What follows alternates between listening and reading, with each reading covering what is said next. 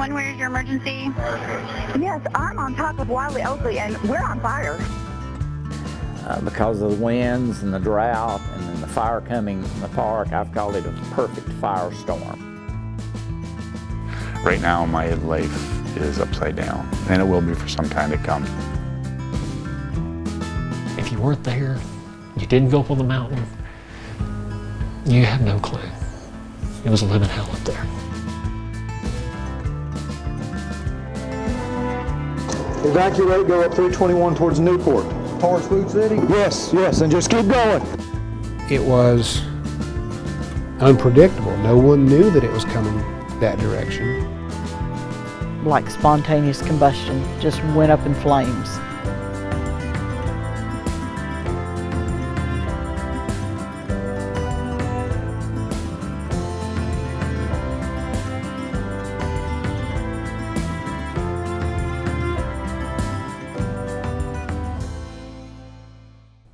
November 28th, 2016, it was the inferno of the century, a deadly firestorm that swept through Sevier County in East Tennessee. 1 year later, we're looking back on the stories of loss and recovery, showing you exactly what it was like that night.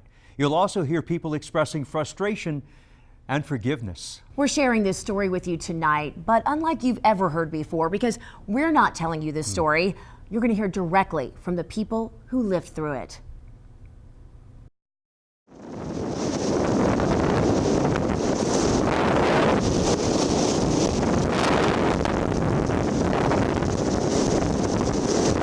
If you look at November 28th, I just want to make sure you understand. We have a wall of fire coming down Reagan Drive.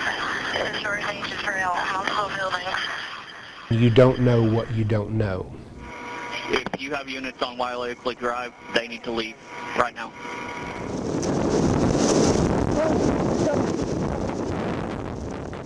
No one knew November 28th that this community was susceptible to such a widespread firestorm.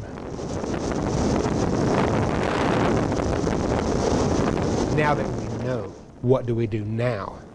There's no way that we can say, well, it's never happened here. Well, it has happened here. It happened here November 28th of 2016.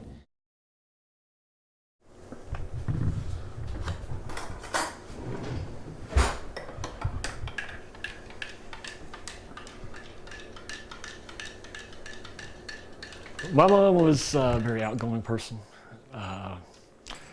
very loving. She loved her family. She loved us very much. She worked hard when we were younger. My dad died when I was very young, when I was 13. My little brother was 2. And she worked 2 jobs and did the normal mother thing. She just took over and kept going. I remember from being a child when I was 9, 10 years old, coming up here, coming to Gatlinburg with Mom and Dad. It's the first memories I have of Gatlinburg. When we moved here, my mother had hip surgery and moved in with me so I could kind of watch over her, and she loved Gatlinburg. We both did. Well, of course, it was right after Thanksgiving, so we had the busiest time of the year for me. I worked retail. Busily working, going through Black Friday. We knew the fire was there. The fire had been going for several days already up on top of the mountain, and we knew that there were wind warnings, so we knew the possibilities were there. Never thought it was ever going to get as bad as it possibly, as it actually did when it was all said and done. Little did we know that was the beginning of the end when those winds hit that and did what they did. She called me about 8:30 and screaming the house was on fire. Of course, I told her to get out, and I left work right then, trying to get to her. I knew that the last thing she heard me say was, "I'm on my way." I never thought Chalet Village could be totally in flames. By the time that I got there, I got about 1.5 miles up the road and couldn't go any further. The fire was just too intense. Well, for me, honestly, it's all a blur. I don't remember a whole lot that night after it was over. I don't remember talking to people. James and Lyle's mother, Alice Hagler, you haven't been able to contact her. You guys just came in from Savannah, Georgia. James, you've been living with Alice for the past 5 months. You said the last time you talked to her Monday night. Explain that conversation. But we've been talking for several hours on and off. The main part for me was, like as I said, was a blur. I don't remember. I remember bits and pieces, you know, little things. And I remember people hugging my neck and talking to me and just, you know, going and getting a pair of jeans. And there's a lot of work still to be done. But I do, I've been able to live every day and enjoy every day and try to put my life back together and do, again, what my mom would want me to do. She would want me to move on and she would want me to be happy. I have memories. And that can't be taken away. I lost everything in the fire, I lost pictures, lost everything I had, but I'm still alive. I'm still here, and she would want me to carry on. I still go up and say a prayer and talk to Mom. I always will. But it's, again, it's a part of healing for me, to go back up there.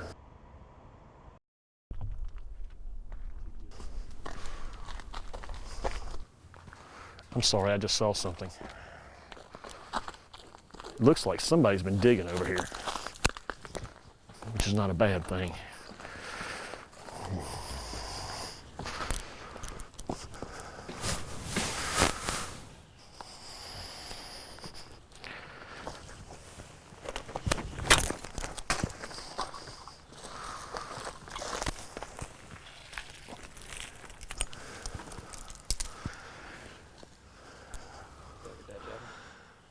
That's the first total piece. Somebody's been digging over here.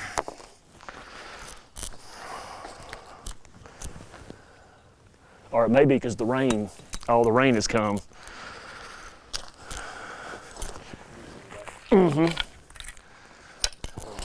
Ah.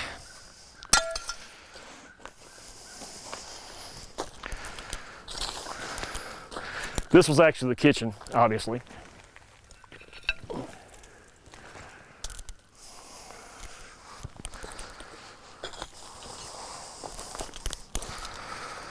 Sorry, I know it doesn't seem like much, but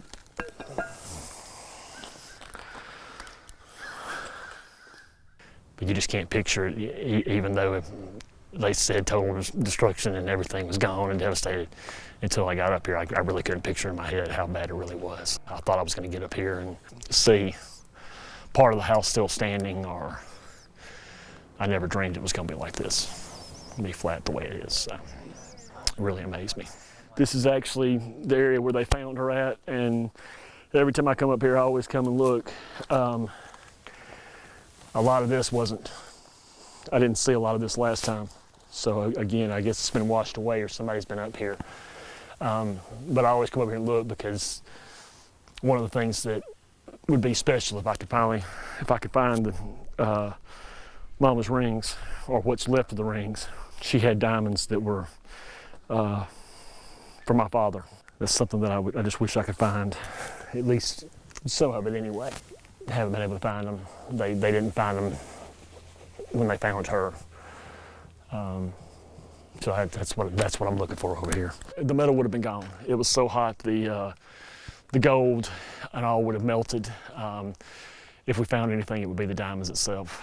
And unfortunately, there's not a detector that will do that. So. In the back of my mind, I always wondered, could I have made it? And what would I have made it to? And of course, once I got here and saw it, I know that even if I had made it here, I don't think there's much I could have done once I got here. You know, I can't imagine what she went through. I wish it would have been me instead of her. You know, I would have gladly taken that for her, but it's not going to do any good to dwell on it. You know, the one thing that I know, as far as the fire on top of the mountain, there's no doubt in my mind. I've talked to several people that were there. I was there. I saw the down power lines. I saw the down power poles. I still and will always believe that it was power lines that caused the fires in Chalet Village.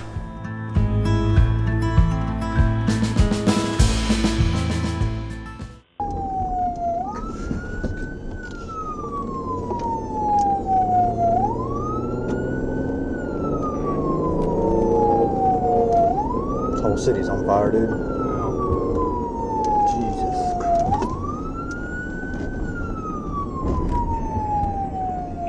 As we had already discussed, what got us to this situation was a fire to chimney tops in the national park. And the humidity dropped very low, and the wind speed and wind direction picked up, and it started traversing towards Twin Creeks area and the Minot Park area of Gatlinburg. All of these elements come together at one time. We dedicated a significant amount of resources for that. Well, around the time of 6 p.m., the wind speeds doubled. DJ, am I close to you? There were times last night that we had wind gusts in excess of 87 miles an hour. That is hurricane force. That is nowhere to be when trying to fight a fire. The fire in the park and the hurricane force winds and a 5-month drought all converge on the same area. So hopefully we'll never see that again. It's part of the history now, and as we look forward, we don't think it's going to happen again, but we're trying to prepare ourselves as if it might. Yeah. This is a rebuild right here. Looks like it's getting ready to do the interior. The exterior is all done on it. But that one burned, that's a rebuild. Living in a resort area like we do, most of the cabins and homes here have specific names that have been passed on from previous owners or families to the new owners. And our house was called Little Bear. And we didn't change it. It was just that cool mountainside European A-frame chalet that we dreamed of having. Sure, there's been lots of times where I figured, why don't we do like other people, sell our property, go look for something else. But my heart is here. I'm used to it now. It bothered me in the beginning, but now that it's been almost a year, I'm used to it. I'm just ready to start rebuilding. Out of rock, front was right there, and then this, you can kind of tell down here where the foundation was, or where the piers were standing. Oh, looky here, I just found one part of my machete. I was really pretty much in denial the whole day. The smoke at Gatlinburg really never got that bad because the prevailing wind was coming down the mountain and pushing it down into the valley.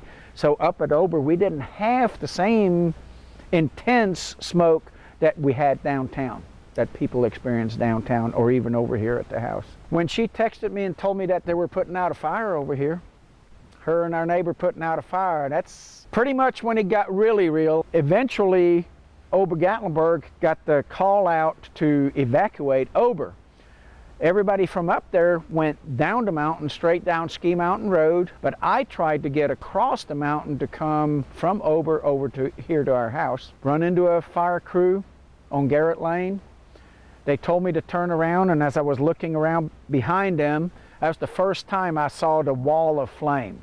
I mean, literally from ground to the top of the crowns of the trees, the woods were on flame. It just came around the first corner of Wiley Oakley right there and met that wall of flame again. Got to the four-way stop, and there were people there in cars, and that wall of flame was behind them. So I had to turn around and make room so they could turn around and get up. 911, where's your emergency? There's been rare times in my life that I've had to dial 911 if I've heard a car go off the road or something. And when the flames started, my first thought was, if we don't make it, somebody needs to at least have a history that we were here in the timeline of what's going on. And I tried to call 911. Have you ever tried to do that with adrenaline in your fingers, coming out your fingernails? And I couldn't figure out why nobody was picking up. And then I'd look at the number that I dialed, and it was about 6 9s and 7 1s, however many numbers you could, because I could not control the speed of my finger trying to just dial 3 simple numbers. It took me 3 times to finally get 911 dialed. And I just basically said, we have flames at this location. This is the address. We're trying to put them out. Just wanted somebody to know. I know you all are overwhelmed. And the person on the other end was very calm and said, yes, you need to leave. If you still have egress out of your neighborhood, you need to leave as soon as you can. And we caravanned following each other down to Wiley Oakley, which at that time we didn't know was already engulfed in flames too. And as I drove this car down through the flames, I kept thinking, if the tires melt, I guess I'll just roll the rest of the way with gravity through the flames and hopefully make it down to the spur area where I can find help. And by the time I got down there, it was just a rolling parking lot of cars coming from Westgate, coming from Gatlinburg, coming from Wiley Oakley Drive, and everybody was at a standstill because the spur was already blocked with trees that were burning and had fallen. I didn't see the house burn, and I'm glad that I left before that, because I know some people have had to experience that part. Yeah, I saw the pictures. I really didn't want to see it. I really didn't want to see it. I really feel, and I still do today, that me being able to look at the pit in the ground and knowing that all my stuff was gone that following day, and everybody else had to wait at least a week before they got to go look at their property. It takes a healing process to set into place, and I was privileged to be able to start that healing process the same day basically when it went down. That's why I wanted Choice so badly to come up here. I knew it was going to be hard. I know it's emotional. It's emotional for me too, still is today. But the sooner you can start that process of acceptance, I think the sooner you can work through all the other things that you have to go through. Doesn't mean the emotions go away. They're still here a year afterwards. But you just make a new path in life and you work from there.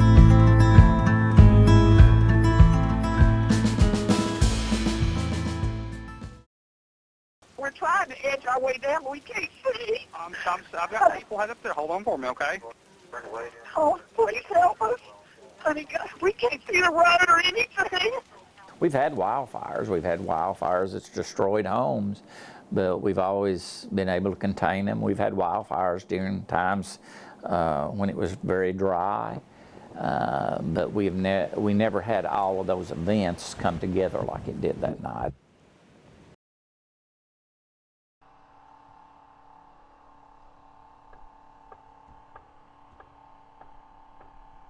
I'm sure if the decision's made to build something here, like there's a lot of these trees that I imagine, you know, I don't see anything really around here, especially on Mom and Dad's property, that's going to survive. There might be a little growth on that one pine over there, but I'm pretty well assured that a lot of these are destined to come down.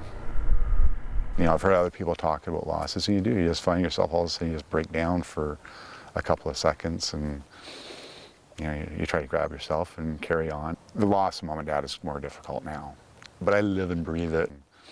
The last text that I didn't receive, Jessica, my youngest sister, received was 7:54 p.m.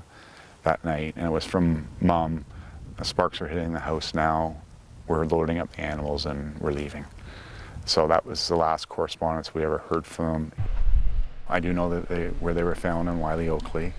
They're probably up here a little bit, but we're here, maybe-ish. And just sitting on the angle like that.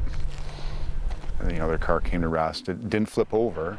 It was on the rest and on angles. Yeah, it makes you think, had they made it to the corner, would they have whittled their way down? Those things go through your mind, and they constantly do, of what everybody experienced that night. And you know, I go to my parents, and I think just the fear, the emotion that's going through, I don't think anybody can, it's hard to put any realism to it, that they actually had to live through that pain, and that's how they eventually died. Mom was found with Tucker in her arms, and Dad was close by. And from what I understand, I didn't read Dad's autopsy, but they talk about me hit by a car. And if you're walking on a street and you can't see anything, and an individual says, well, yeah, you know what, he probably did get hit by a car.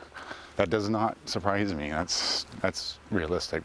That the following Tuesday, in my office, it was your television station that I streamed on the internet. You know, each day the number of structures affected by the blaze goes up. Today the number is about 1,000 cabins, homes, and businesses either destroyed or damaged by Monday's wildfire. I was really optimistic at that time. I didn't, you know, in my head, my parents aren't going to die from a fire. I mean, that's what my entire life, them around doing it. It's not possible. Personally speaking, in my opinion, they should not be dead right now. They should have been evacuated hours before, and this may have been the same results. Probably would have been. But at least we wouldn't have 14 people dead.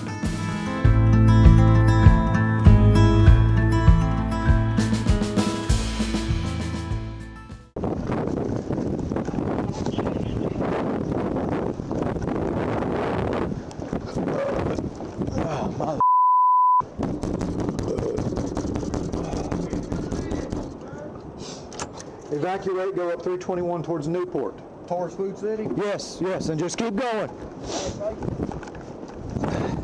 You get this one? Anyone in that situation that loves this area and loves the county and loves its people, and I think all of these people involved, including myself, would do anything to save lives and property, and they were doing that night.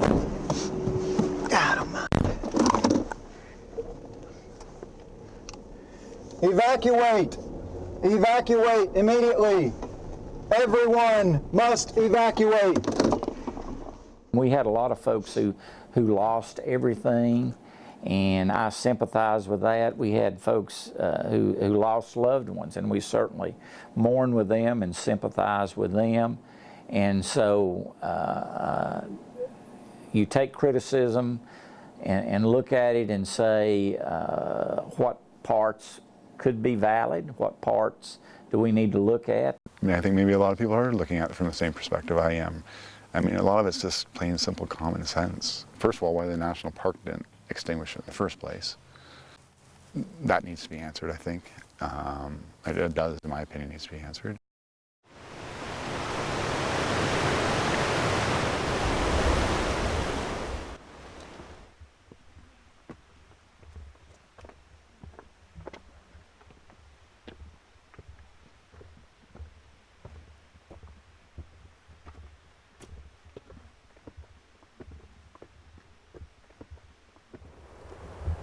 And so the point of origin, again, was up here, the chimney tops where we're headed. But if you look at the entire park, 522,000 acres, this area encompasses about 2% of the park.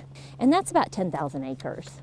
And so what happened with that quick spread of that fire developing over that 24-hour period, where we went from about a 35-acre fire to a 17,000 acre fire throughout the area, is that you ended up with a mosaic represented by different burn intensities.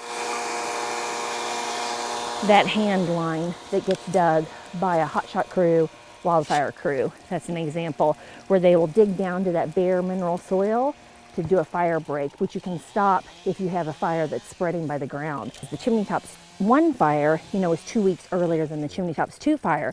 And that containment area around Chimney Tops 1, we were able to construct because it was on this side of the slope where it wasn't quite as steep as the 300 to 600% slopes off the other side of Chimney Tops 2, where we weren't able to get in with hand crews. I mean, even that is very steep work, but it's manageable. The point is you're digging down to mineral soil that won't carry a ground fire across it. And so it doesn't have to be particularly wide, but it has to form enough of a break that a fire carried by ground, which is how the Chimney Tops 1 and 2 fire started, was a ground spread, that when it would get to these breaks, either roads, trails, or hand-dug fire line, or a river, it would stop. And the other obstacle when you're in a slope like this, independent of whether or not you can safely have people there, whether or not they can get in there and actually work with hand tools safely. But even if they are to create a line, if you have a fire moving on that steep of a slope, it's very easy for it to just slop right over, because you're having materials that are just coming down. So what you've got to do is tie it into an area where it could actually stop that movement of a ground fire. And so that's what the 410 containment lines were. There's a real emotional connection to the experience people have hiking up to the chimney tops. It's a part of people's rituals when they come back, where they always hike it year after year after year. People have been proposed to on this mountain. It's a part of where people make their memories. It has a story to tell, both about the tragedies of this fire, the recovery that we're going through as a community and as a park together. Well, there's two aspects of it. I mean, Sevier County is, you know, I was raised here, been here all my life, and certainly love this area in the mountains. But from the physical standpoint, to have the mountains in the county like we have, and the beauty that we share with so many millions from around not just this country but around the world, it's such a special place because of those mountains, and that God has given us the beauty we have, and all of the wildlife and the vegetation and everything that comes with that. It's certainly a beautiful place to live, and a wonderful place and to live. I've always said it's, in my mind, the most beautiful place around because of all that.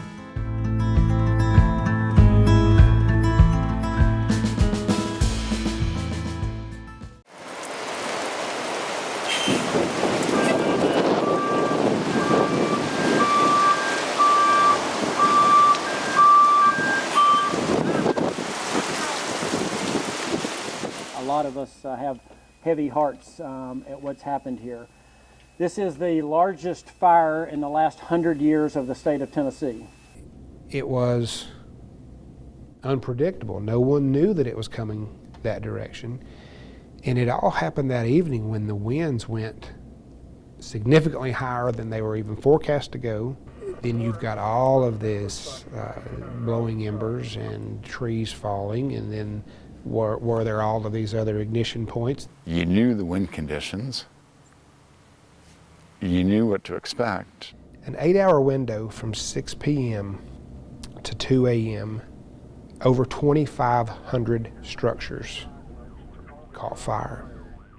That's more fires in one 8-hour window than some firefighters will see in 2 or 3 careers.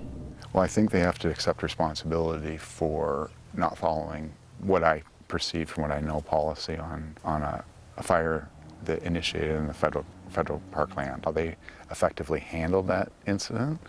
And these are all intended to make sure people are A, accountable, and B, so it doesn't happen again. It was hard on the fire department when we were under that gag order. I recall telling you that because we couldn't release that information. As a result of the local, state, and federal agencies working together, we are pleased to announce that 2 people have now been charged for their role in starting the fires. Unfortunately, these 2 individuals are juveniles. The DA's office being very clear they cannot answer any questions, including their gender or their ages at this point. The only information we were really able to get this afternoon is that they are from Tennessee, but not from Sevier County. At this point, we don't know exactly what led to their arrest or if they are cooperating with officials. It was all, and it's in here. I'll quit looking in just a moment. I had a lot of different things laying on my desk I worked on last night. I need to show you why I do what I do and let you read it. Rule 3.8 of the Tennessee Rules of Professional Conduct. Special responsibilities of a prosecutor. And there's a copy of it. And it says here that it is my duty as the elected prosecutor for this district to discourage investigators, law enforcement personnel, and other persons assisting or associating with the prosecutor in a criminal matter from making a statement that I couldn't make otherwise. We had a matter in juvenile court. And in juvenile court, I can't talk about what goes on in juvenile court while the case is active. That's entirely up to the court. So the court can make whatever rulings, they can issue whatever statements or rulings or orders that they wish to do about a case. I cannot. So it is my duty to notify chiefs and sheriffs, TBI, any other agency that I deal with, and discourage them from giving a statement or facts that I can't do. Were these two juveniles at the forefront all along? That's part of our investigations. Are the two juveniles related? That's part of our investigation.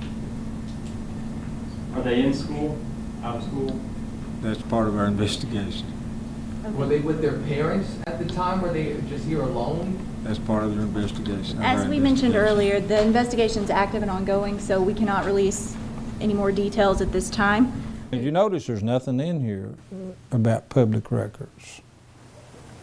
In your letter? Yes. Yes, in the letter it says on the second page, I believe, that public record requests would not be fulfilled because of the investigation, because it's a juvenile case and information is confidential.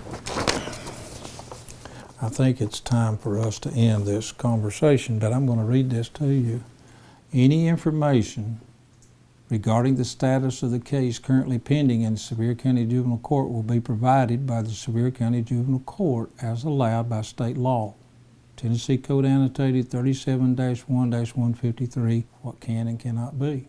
Paragraph before that says, therefore, based upon the fact that the investigation is ongoing and that state law limits or forbids the release of information where juveniles are alleged to be responsible, all state and local agencies involved in the response to an investigation of this fire and the resulting devastation are unable to respond to this request at this time. All of this information regarding this case that can be legally shared has already been made available. Your patience and understanding are appreciated. That's what I put out. Anytime that you look back on a situation like this, the information might not have been as much as you'd like, or you might not have understood the whole scope of things, but based upon that, our folks did what I determine is everything in their power, especially our first responders, to save lives and property in an event like we've never had and an explosion of fire like we've never seen in this area. When all the information was released, all the records and all the videos and all the photos and everything, it showed what we wanted people to see. We just wanted the people to know that we did the very best that we could do in the worst conditions imaginable. It was an emotional roller coaster because they would holler for their crews to come to a parking lot and get face down because the fire was going over top of them. And they would say, I need you to get face down and pray.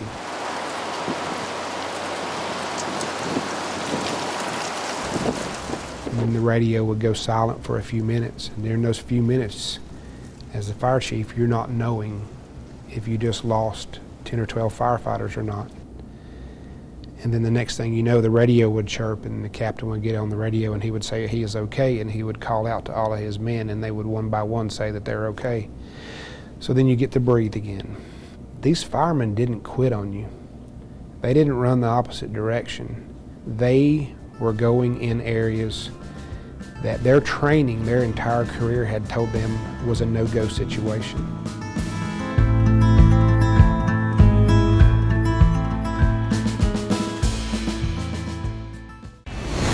We want to get right to breaking news right now here at 4 o'clock. A bombshell announcement just a couple of hours ago. Prosecutors dropping the charges that had been filed against the two juveniles originally accused of starting the Gatlinburg wildfires. You know, I heard all kind of things, you know, and I heard over and over the boys. They didn't do this. We've lived with this case since November the 28th, 2016. And every day brought more revelations, more information for us to digest. And but there had to come a point where we where we ended the TBI investigation. That's the one thing that has bothered me since all this happened, is the negativity and the anger. And I don't get it. I don't understand it. We want to blame two teenagers. Come on. Obviously, they set the fire. They're the root cause of this incident. So every incident, every problem, even if we're dealing with human problems, there's a root cause to why they happen. And this incident was a fire. We had, like as I said, a wealth of information to go forward in our case. But we found out we did not have jurisdiction, and it is very disappointing because we invested all of these months and hours into the investigation. We don't know what happened. None of us will never know exactly. If you weren't up there, you really don't know specifically what happened or how it happened. But what I do know is the chances of flames coming and sparks coming from 5 miles away at 80-mile-an-hour winds to start a fire, it just doesn't add up.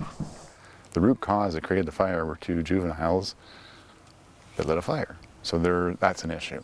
And they should be held accountable to it. Absolutely, justice was served because we live on laws. We're a nation of laws, and we followed the law. The law doesn't give us jurisdiction, so we don't have jurisdiction. The case is not over. The case is still ongoing. That's why I can't discuss the intimate facts of this case with you, because it's still an open case. I felt a lot of people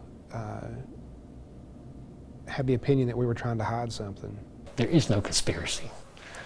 There is no money just disappearing. Nobody got rich off of this.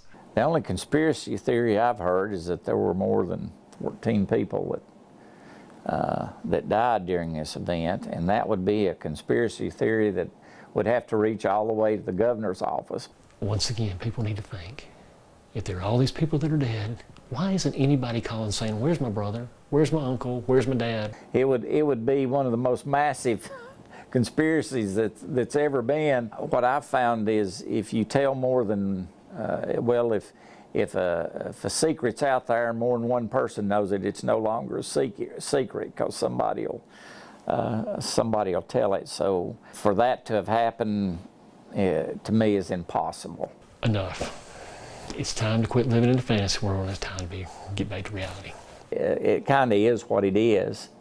If it's 14, it's 14, and it's unfortunate that it's 14. We wish it was 0.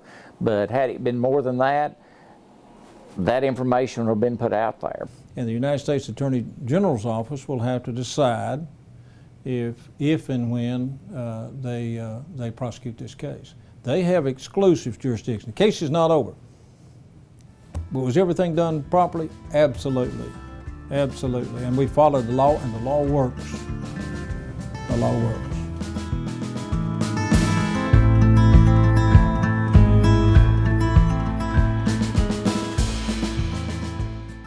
Good morning, everyone. We certainly appreciate the media being here today to report on this devastating event that we've had in Sevier County. You know, as daylight has come to Gatlinburg and Sevier County, we're just now beginning to assess the loss of structures and the general conditions throughout the area. I can tell you that we've all been overwhelmed at the scene of destruction in the county and primarily in the city of Gatlinburg. We can't fix it. We can't go back. Can't change what happened. It happened.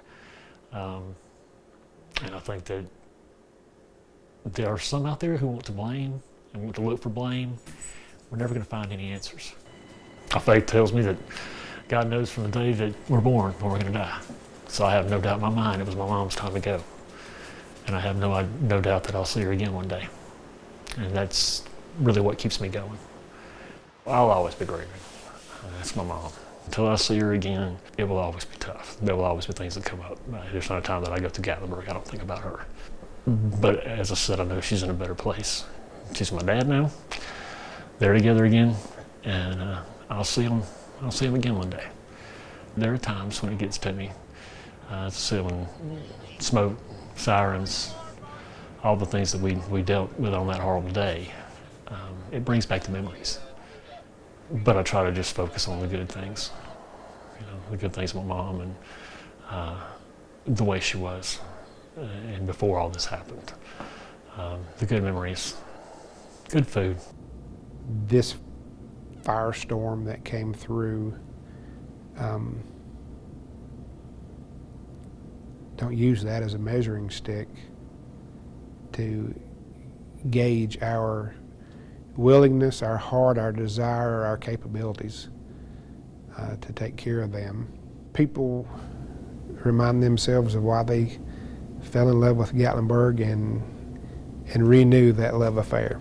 Their memory will be always with me. I mean, knowing that they died just a few 100 feet up the road, I mean, that's never going to change.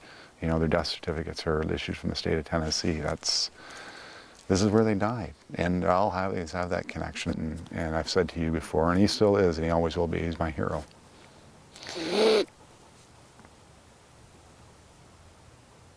Sorry, I thought I'd get through without doing that. It's completely different right now.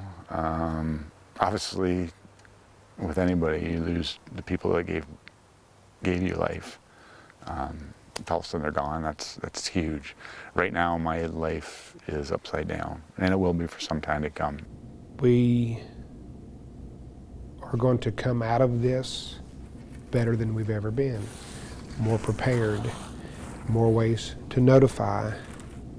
We know now that there's other things that the community as a whole can do to become wildfire resistant. Just comes to say, I don't want to rebuild the way things were. I want to rebuild a much better and much more efficient home also.